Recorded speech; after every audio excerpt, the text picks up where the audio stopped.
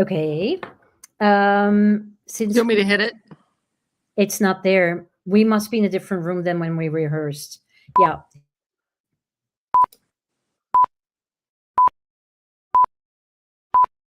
Why should Instagram have all the art fun? Why not bring the art conversation to LinkedIn? I'm Melissa, an artist and a culture sleuth. I'm Nina. I'm a visual storyteller, a LinkedIn content creator, and a photographer. Creativity is as vital to a successful business venture as it is to an artist. So why is the conversation about art and business segregated to different media platforms? That's what led us to create a live show on LinkedIn. We interview fascinating experts and explore art and how it relates to business, technology, and education. Welcome to An Artful Life, curious conversations about the ways humans make and use art. Welcome, everybody, to this edition to An Artful Life. Welcome, Melissa. Welcome, Criss. And we're very excited to have our guest today from Down Under, which is also why we're all sitting in darkness, but for Criss, because we're over many different time zones, and you're actually listening to a pre-recorded conversation. So nevertheless, welcome. If you have questions, hit them up. Welcome, everybody. And we'll get to them later. Anyway, Melissa, why don't you take it away and introduce our guest? I would love to. Our guest, Criss Canning, is joining us from Australia. She was born in Melbourne and is widely regarded as one of Australia's most spectacular artists. That is my opinion, but those are not my words. It's from all over the press there in Australia. She is also celebrating this year 60 years of being an artist. So I did the math. That's over 22,000 days of showing up at the easel in search of excellence and beauty. And so therefore, it is not surprising that her work is sought after by private collectors and corporations all over the world, and also museums. Among them, the Australia National Gallery, New South Wales, Cairns, and Ballarat museums, where she had in 2008, I think, a retrospective. Her work is in all sorts of books, including this most recent monograph. It's beautiful. It's available on the internet. And Criss, we are thrilled to have you with us. Welcome. Thanks so much. Lovely to be here. It's good to be together. We wanted to start for the few Americans who don't know you well, if you'd be willing to say a little bit about how you got started as an artist. Okay, well, yes, 60 years ago. So at that time, at the tender age of 17, I was actually doing classical ballet and thought that's where my life was going. And I started work, and my boss, employer, introduced me to his painting teacher, having seen my folio of art that I'd done over the years. And well, what can I say? Like I took classes after work in portraiture and still life. And when I was 18, I could get my car license and joined the landscape classes up in the hills. And after 12 months of painting, I gave up ballet, much to the horror of my family and my teacher. I'd won a scholarship, and I think everybody had great hopes for me. But no, I look back and I was still very young and quite immature, to be honest. And I made that decision quite confidently. And, 60 years on, here I am, and absolutely still loving my work. You would think perhaps after 60 years that you may become a bit jaded or feel like, oh, you've done it all, you've said it all. But it couldn't be more the opposite. Wow. I'm so intrigued, still learning. You never stop learning, I'm quite sure. I mean, that sounds like a cliche, but it actually is true. Every painting teaches you something new. And so, yes, here I am. I must say, like, in all honesty, it is not an easy journey. And Melissa, you'd understand that too as a painter. There were very difficult times when I was younger and a single mum after my marriage ended. Wow. And you go to the bank and you need a loan to buy a house, and you say in one sentence, I'm an artist and a single mum. Oh. But anyway, it was pretty tough. But I suppose if you feel it's your calling and it's the thing that makes you tick, basically, which it is for me, it's sort of my breathing. You follow on, and you have to be, I think, a bit bloody minded and determined that if it's the thing you love and you can't imagine life without it, that you just fight for it. And that has been the case. At times I've really had to fight hard for it. And here I am now, all this time later, feeling incredibly blessed that I do what I love. And, to be able to say that in all honesty is, I feel very privileged that I can do that and I can support myself from my work. That's beautiful. Talking of beauty, you once said my aim is always to create something of beauty. Yes, To that. Absolutely. It really, I think colour and beauty are the two things that drive my work. Like I think I've said in the book, we cannot truly overestimate how important beauty is in our lives. I think it is the thing that nourishes us. And of course, I've been very fortunate to marry a man who grows flowers. So I've been for the last 40 years surrounded by amazing beauty, as the viewers will see in one of the photographs that you've chosen of where we have lived. We've only just moved to a new home after 37 years at Lambley nursery that David runs, my husband runs.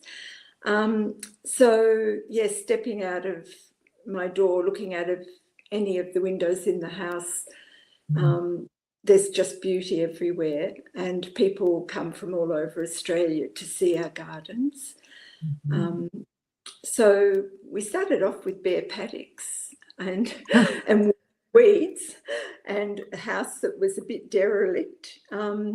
But over that time, we have created a place that not only for ourselves, but for lots of other people has become a really important place to visit and I think be nourished. Yeah. So I love that, being nourished. Yeah. And beauty is so important for all of us. I agree. Yeah. And Nina has a strong connection to the Alps, being Swiss, and I really enjoyed her photographic work from the Alps. Oh yes, absolutely glorious. I think They photograph themselves, it's just basically aim the camera and it's gorgeous. yeah. Yes. And speaking of Switzerland, has travel been at all inspirational or pivotal for you in your work? Well, look, I didn't have the opportunity to travel overseas until I was 39, and that was after I'd finished reading Charmian Cliff's book, Mermaid Singing. Charmian Cliff was a writer married to quite famous George Johnson, Australian author, and they went to live on Hydra with their family, and Charmi and George both continued writing, but she wrote this wonderful book, Mermaids Singing. And I read that book. I was still a single mum. And her words just painted such incredible images, especially of the colour and the light of Greece. And so I very naively actually just packed up my kids, my two children, and said we're going to live in the Greek islands for a year. Really didn't have a clue what I was doing, but somehow made it work. So that was such an important year. Like getting used to, and you'll probably relate to this, Melissa, but the light's so different, like the light in Greece compared to Australia was very different, but fascinating, especially fascinating in the shadows, how there were these beautiful veils of colour, almost like veils overlaid. It was so wonderful. I didn't have a studio, so I was just doing landscape and seascapes. And again, you know, it sounds very romantic living in the Greek islands, and there were aspects of it that were wonderful on that level. Also quite challenging living and working in a different country. I didn't have any language, Greek language that I could speak. And we were, when we arrived there, it was still winter, so there were no tourists. So it was, you know, like a learning curve. But I managed to paint a whole exhibition there. I was working on, I never worked from photographs, so I should mention that. And so I was working on site and not doing really huge works, just sort of, you know, I suppose 12 by 16 inches, if we can talk in inches. And the thing that happened during that 12 months is difficult to explain, but I was getting images of still life. Like if I was sleeping, they were coming in my dreams. And if I was having the afternoon siesta, which you do when it's terribly hot in the afternoon, in that half asleep state, these images of still life, it was almost like when I was a child and my father would put photographs up on the wall, you know, of his trips, and we'd all be sitting and looking at these images, and it was almost like these images flashing in front of my eyes. And the colour was extraordinary, so beautiful. And so I don't understand what was happening, except that I fell in love with still life. I'd always done still life, but I was suddenly in love with still life from these images. And when I came back to Australia, I had my Greek exhibition. And from that moment on, which is, oh gosh, it was 86, so what is that, 39 years ago, I've done nothing but still life. And so sort of felt as though still life had found me as much as I'd found it, in a strange way. And when people say now to me, what do you paint? I sort of do a little cringe, because if they don't know the work and you say still life, I'm always thinking, oh, they'll be thinking brown bottles and grapes and and see the cogs sort of turning. And yes, but anyway, for me, it is the most exciting genre. I still just completely adore it. And so here I am, doing what I love, and I think just very, very fortunate to be able to do that. Can you articulate what it is that you love about still life? Have you, Trevor, tried to put that into words? I love it too, and I have a difficult time explaining why. So I'm really curious about your thoughts. Well, I think it is, Melissa, because I think it's about feeling. It's not just a really cerebral sort of thing. It's, for me personally, very much a feeling. A response to colour probably is one of the largest aspects. Of course, it involves balance, harmony, like setting up things. Well, I'll sort of explain a bit about how I do approach it. Sometimes it will be maybe some flowers that I've started with. Other times there's no flowers, but it'll be one particular thing that will just spark an idea. And then I build around that initial thing. So say it's flowers, well, then I'll set up and I'll start drawing in objects and fabrics, whatever, to, I guess, complement it, strengthen it, make it more interesting. Sometimes I add little weird elements that don't make sense to anyone else but me. So as the paintings have gone on over the 60-year period, they're slowly evolving. They're actually being pared down from the earlier works where there was a lot more decoration within them, a lot more objects. So I guess it's perhaps my interest in Japanese culture has played a part in that. So yes, it's very much about balance. And that is very, very finely tuned. Sometimes I can start setting something up and it will take maybe an hour or two and it all just falls into place.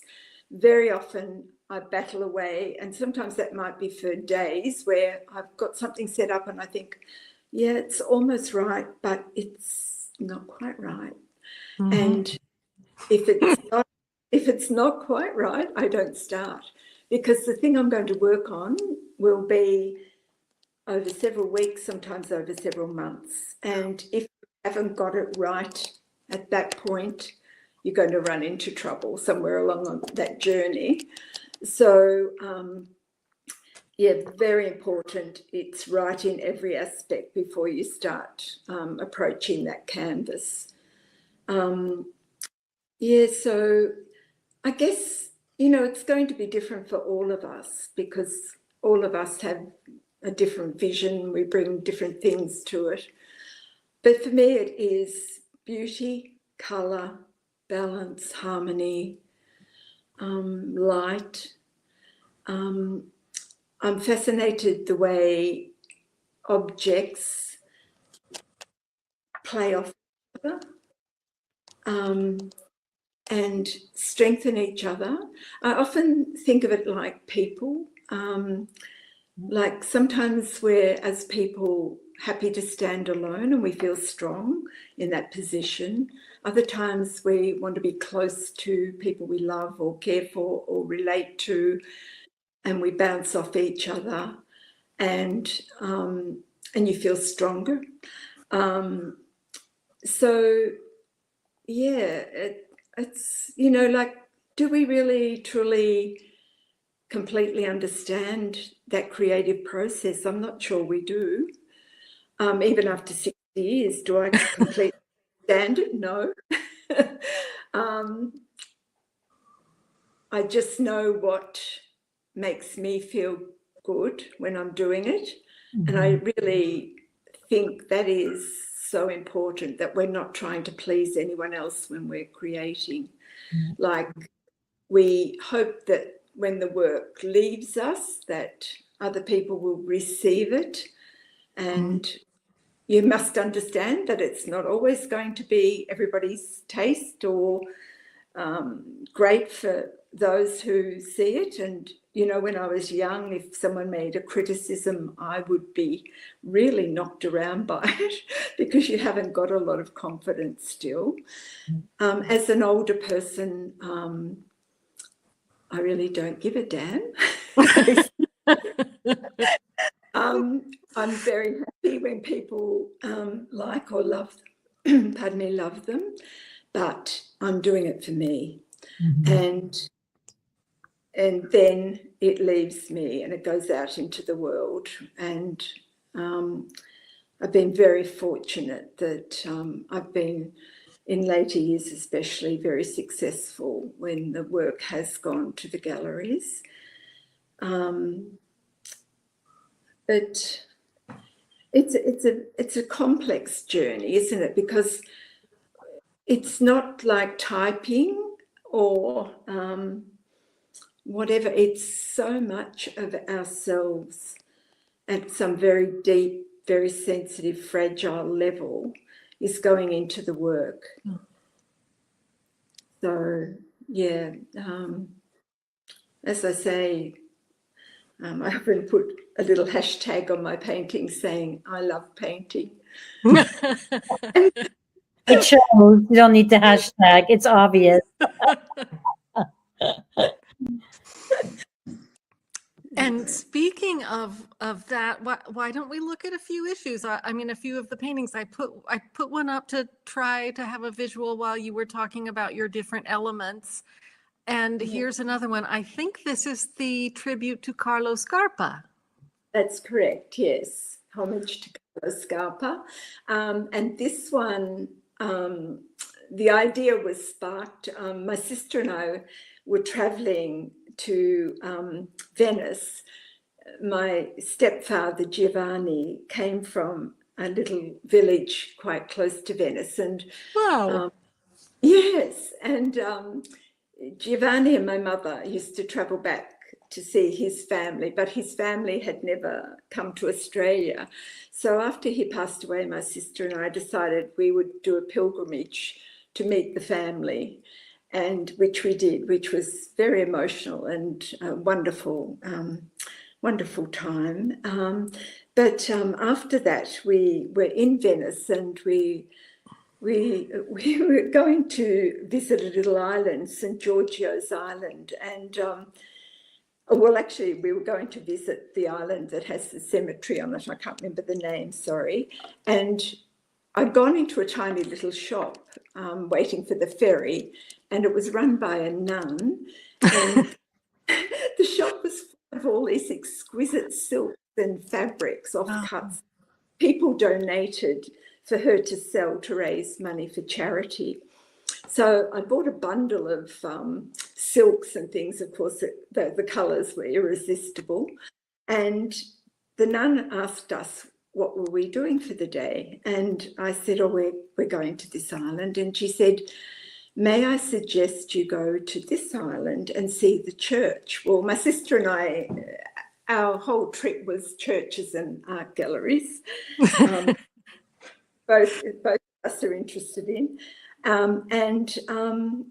So we went to the island she suggested, and we went to the church, which I found highly unremarkable compared to a lot that we'd seen, except that from the tower you had absolutely fabulous views of St. Mark's Square. Wow.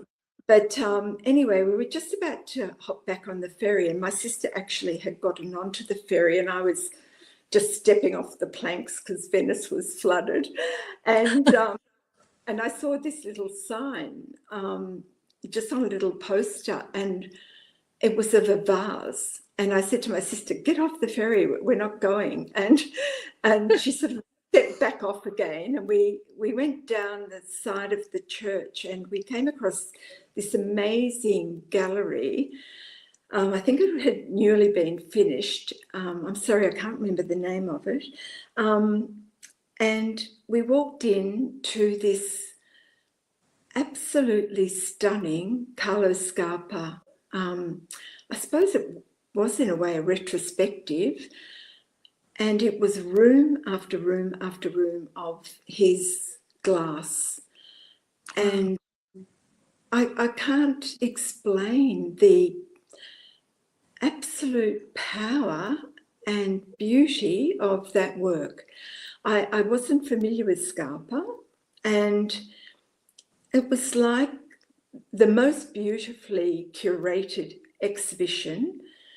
And the vases were all set up almost like I set up my still life, in groups within cases. And I actually came out of that exhibition and just started crying. I was so overwhelmed by the beauty of it. And thus the homage to Carlos Scarpa was really just an emotional response put onto canvas from seeing that exhibition. It was a gift. It was a complete gift. And so I'm now a Scarpa devotee, along with a lot of other people, I suspect. Yes, that's true. I mean, other than it just being the most stunning image, Melissa turned me on to this little fact of the reflection, especially the darker red one with the turquoise interior, which I find is just so exquisite and detailed and beautiful, that we have a reflection there, and I'm assuming it is of you. Yes, and that particular vase you're speaking of, actually I bought in Venice. So that was a lovely link as well. And there's another tiny you in the vase that's broader towards the top. There's I often make little appearances. Depending on the light in the studio, I'm often silhouetted against that large window. It's to the right of me here. And in my old studio, it was also to the right. Sometimes when I've painted those little supposed portraits of me in, I find them a bit too distracting, and I'll paint me out and just do a little abstracted shape. But in some of them, it's actually a really recognizable small portrait in silhouette. But I've seen people in exhibitions, sort of their eyes suddenly squint and they dash across the room and they do these little gasps and squeals when they see me in a vase. So yes, and the reflections, and you can't see it in that particular painting, but I do a lot of work on trays, which reflect, the images reflect down into the tray. So you almost get like this double image in reverse. And that all began really after my father, Clive, passed away, who I was extremely close to. And I was painting an exhibition to honour my dad, actually. And I thought halfway through painting this show, oh, what's going on here with all these reflections? It was when they really began. And I realised that I was actually reflecting back on my life with my father. And that this is how it was manifesting, was the paintings suddenly contained many more reflections than they had previously. So yeah, it's such an interesting journey. You know, I don't think things need to be too obvious. I think they can just quietly enter into our work and be meaningful to us. And I think when we do things with integrity and from that really deep heart level, which I think, and I hope my work always comes from, it's somehow people viewing the work also feel that connection in a way that's not really explainable. But I guess I've over the years had letters written to me. Some of them have been incredibly moving, explaining that those people have been going through grief and very difficult things, and how the work has helped them. And when those letters first came to me, I felt very humbled by them, but I also started thinking, you know, what's going on here? Like, they're still life paintings. They're not paintings of crucifixions or, you know, subjects that you might think, oh yes, well, I can see how you would react like that. So I just think there's many mysteries that we don't understand, but that we can acknowledge as something very precious that's going on when we're creating. Yeah, there's magic in the world. There is. I believe that, yeah. I'll put the painting back up, and it's a very different color scheme than the first one we looked at. I find this one very soothing. Yes, well, I think a lot of people, that was from the last exhibition that was this year, and I can't tell you how many people said that was their favourite painting. I had that idea of a green painting in my head for at least 12 months before I did it. I didn't quite know what it was going to look like. It was just, and Melissa, I see you're just a wonderful colorist. So thank you. Well, it's true. And so you'll get it. But I just get these aches, almost like a physical ache for color. And the paintings will often be sort of rattling around in my head for 12 months or, you know, quite a long time, not fully formed, but they're there just niggling away at me.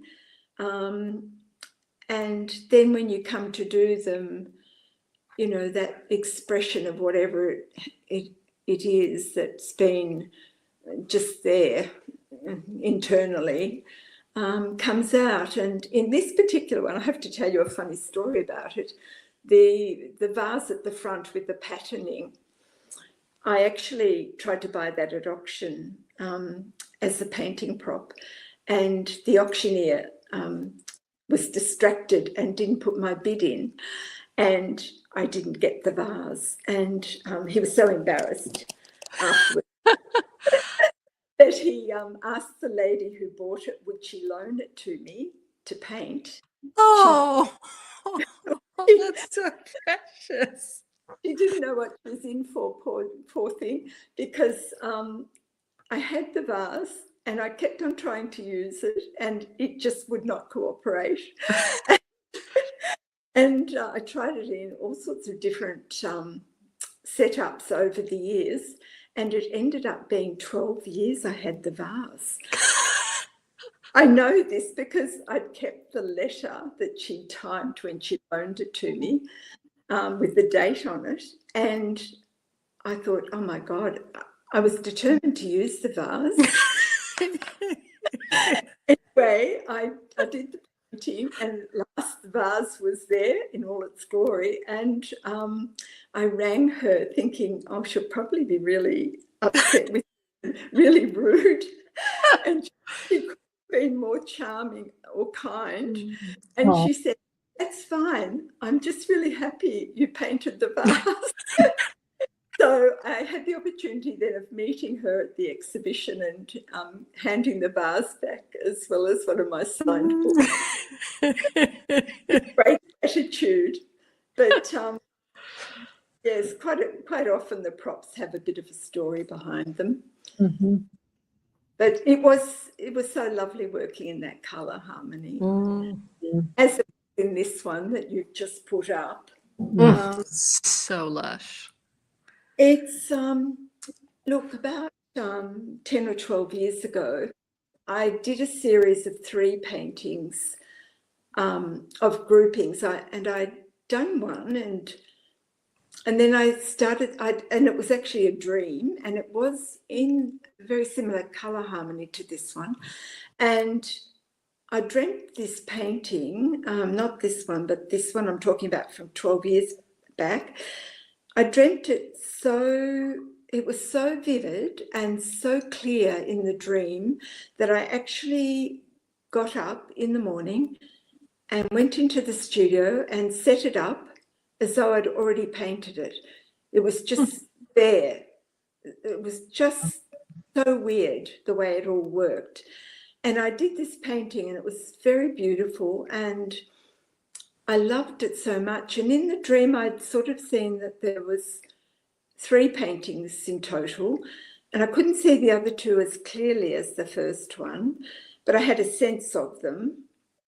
So I set the second one up and I was looking at it and I thought, oh, how strange. There's 13 objects and there were 13 objects in the first one. So I thought, I'm not quite sure what that's all about, but I'll follow. So the third one also had 13 objects. And so this 13 objects, no idea what it's about, but I've since then done quite a few of these complex groupings with 13 objects. Some of them have been called, this one was called Datura, which is that flower in the back, Datura with 13 objects. Others have just been called Still Life with 13 objects. And then, you know, it's also fascinating. So one of my doctors was looking at one of the paintings and I said, oh, something about the 13 objects. And he said, oh, I see. And it had a ruby glass like this one at the centre with the other objects around. And he said, oh, I see that ruby glass as Christ and the 12 other objects as the disciple. And I thought, oh, okay, well, that's fascinating. But would you believe someone else completely independent, knew not this story or him, looked at one of the paintings and said, I see it as Christ and the disciples. And I thought, well, okay, well, here are more of the mysteries arriving. So I don't know. I don't understand that. I'm fascinated by those comments. I'm quite happy to take them on board, think about them. But I guess it just comes down to how others view our work, that, you know, everybody brings to paintings or artwork their own experiences, I guess, and their own views of the world. And yeah, as artists, that becomes quite interesting, that sort of feedback. I'm not sure we should be influenced by it, but it's certainly worth contemplating. Mm-hmm. Nina, I don't know if you as a photographer have ever felt this, and you, Criss, as a painter, but sometimes I have the sensation that a painting wants to be born and I get to be the vessel that pours it out, but I'm not entirely responsible for it. And it sounds like, Criss, that happened to you a little bit with this series of 13, and maybe it does to you too, Nina, with your photographs. Or I mean, the drawback, which is often the advantage of photography, is that I only get to create what I actually have or see. I'm you know, there's a certain limitation to what is presented to me. And that might also be part of, you know, not doing this full time and not having the luxury of, you know, sitting and wait somewhere until it's perfect. But and one of the reasons why I love, you know, drawing myself a little bit, because I feel I have more control over the birthing process, so to speak. Talking of birthing, I would love to see something with flowers and then also talk about the gardens because we are also approaching time. So Oh, to kind of bring that up. okay. Thank you. You're welcome. This So- one's a little different, Criss.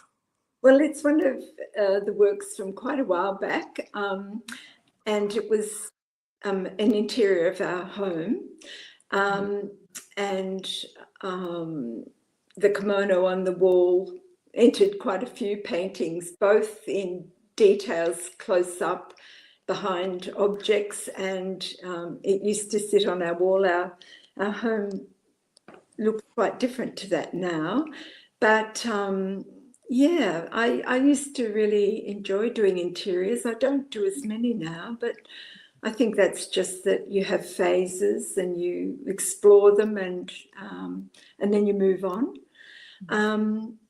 Yeah, so the tulips were from our garden, and yeah, it's that little painting from memory is on a panel. I did that a bit at one point. Had beautiful cedar panels cut and then gessoed the surface, and they were just lovely to work on. How did you manage the tulips? Because they can reposition every 15 minutes. Well, you remember this is not a very large painting. Okay. And they do. I mean, tulips and poppies, They don't nasturtiums, move. absolute horrors for moving. You know, you can go and have a break from the studio and have a cup of tea and come back and it's all completely all over the place to where you started. But yeah, that's okay. I had it drawn out, and you usually have enough reference from what's going on to keep going. But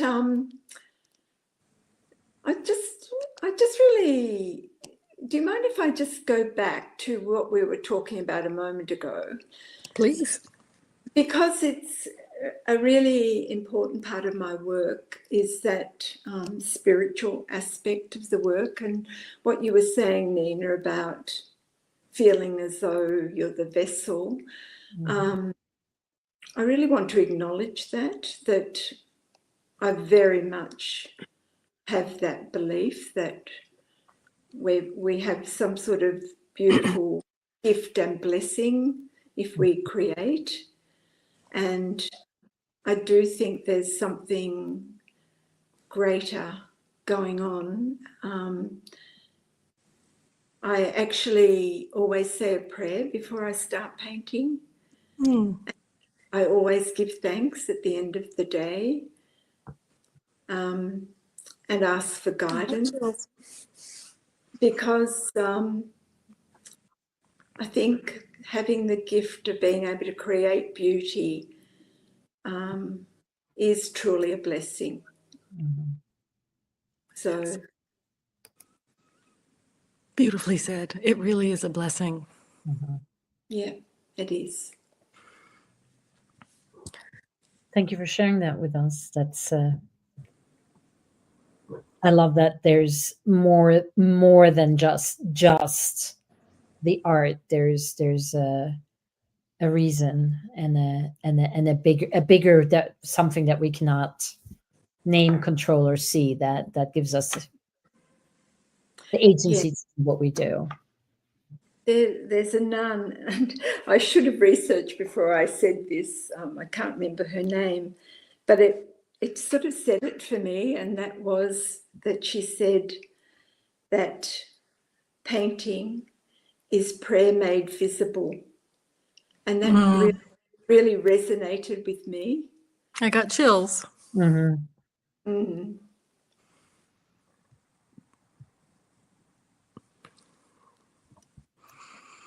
And more chills. That's our garden at where our home is still, but we're still in the process of moving. But that's the garden this spring. I think there's about, I think this year I'll say only planted about 8,000 tulips. We to have planted about 20,000. But as you can see, it's glorious, and Yeah. therein lies a lot of inspiration for colour. Absolutely gorgeous. I've enjoyed seeing photographs of it online at different seasons. Yes, well, on my Instagram account, I usually have photographs of the garden throughout the seasons, and it really is so beautiful. My husband David is an amazing guy. He's got the most wonderful horticultural knowledge, and he's incredibly generous with his knowledge in taking tours and explaining to people how to be better gardeners and how to get better results. I really love that about him. And I think I'm not alone there. There's a lot of people love his generosity of spirit. So, talking of spirit, can you talk a little bit to how you support one another? Because I understand that you get a lot of your inspiration from the gardens and actual flowers or plants from the garden for your still lives. Absolutely. And I'm painting less flowers than I used to. Again, no explanation. It's just evolving that way. But much of my material, in fact, most of my material, unless it's Australian natives, which we don't grow, comes from the garden. So when we bought the property 37 years ago, as I said before, it was just weed and paddock. So I was quite involved in the designing of the gardens originally with structure, etc. And so we worked together. I have the vision, but I don't have that horticultural knowledge. So often I'd say, I'd love to put da-da-da together, and David would look at me and say, well, if you think they're all going to flower at the same time, they're not. And so it's like, oh damn, you know. So, you know, it's a real learning curve for me. And he often says to me, you know, gardening's not like painting. It's changing all the time. Where you do a painting and it's finished, the garden is never finished, and nature does not obey.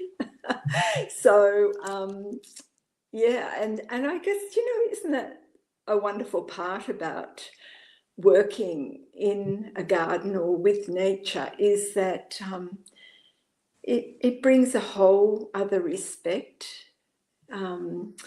for nature. And nature really, I think, has played such an enormous role. I mean, people comment on my colour, but nature puts together the most extraordinary colours.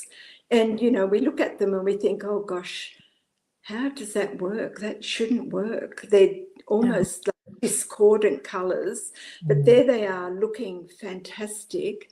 And of course, it's because the balance is perfect. And that then relates back to when you're using colour as a painter. Sorry, I've gotten off the track a bit here. When you're mixing colour, it's so incredibly interesting because you can have a colour that's almost right for what you're doing, and you can put a tiny increment of colour into that, and it will either just go flat and dead, or it will just go the opposite way and just be like this huge, beautiful note, almost like a musical note singing away. And look, I've said it before, I really want to reiterate, because I think colour is so complex. And I know I'm good at colour, but I really don't believe we will ever truly, fully understand colour. It's just extraordinary. And the more you use it, the more you bow down and say, it's amazing. It's magical. It's just probably one of the most or biggest reasons I paint is to use colour. I just cannot imagine not having colour and being surrounded by colour. And David and I, getting back to us as a couple with this, he will often grow specific things for me to paint quite at the moment. Oh yes, he in the last exhibition there were these amazing, beautiful, rare iris he grew for me, and these iris actually grow in the Negev desert in Israel. And I looked at these fragile plants and I thought, how can they possibly survive in those harsh conditions? And they're these fragile, beautiful, beautiful things. And you can't quite get your head around it. You think, well, there's nature once again, just stunning us, you know. And over the years, he's grown many lovely, lovely things for me to work with. So look, I'm so privileged. And like, if we're working in the garden together, we'll often have quite fiery arguments. We're both quite stubborn and both have quite strong ideas and opinions, but we sort of get there, and I think we're both very respectful of each other's strengths, so we make it all work. But that was actually how I met David. Was I went to get flowers from him to paint. Wow. Yeah. So here we are, 40 years on. So we always have the two last same questions that we would love to ask you if we may. One of which is actually, Melissa, did you want me to hit that other one before we go there? I really do. Okay, good. Great. All right. So, and this is also, which we should make that one of our last questions in general. So how are you different as an artist now, Criss, than you were when you started out? I'd have to say I'm much more confident. You know, 60 years of doing this work does bring with it, I guess, as you become more, you know, adept and good at what you do. And I think the confidence is a really important thing. As a younger painter, I was not at all confident, and David has really helped with that as well, encouraging me. I think I'm braver than I was. I think my skills are much more honed.